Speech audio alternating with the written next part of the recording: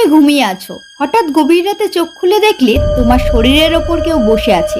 নিঃশ্বাস নিতে পারছো না, নড়তেও পারছো না। এটা কি স্বপ্ন নাকি কালো জাদুর আসল খেলা? কিছু কালো জাদুর রীতি এতটাই নিষিদ্ধ যা শুধু অন্ধকার রাতের ভেতরেই সম্পন্ন হয়, যেখানে শরীর, রক্ত আর কামনা একসাথে মিশে যায় এক ভয়ঙ্কর অভিশাপে। কালো জাদুর সবচেয়ে ভয়ঙ্কর রীতি হলো নিশাক্রিয়া, যেখানে নারী দেহকে তন্ত্রের শক্তিতে উৎসর্গ করা হয়। শোনা যায় এতে অতৃপ্ত আত্মারা শরীরের দখল নিতে পারে। শুধু মানুষ নয়, কালো জাদু ধীরে ধীরে তোমার রক্ত শুষে নিতে পারে।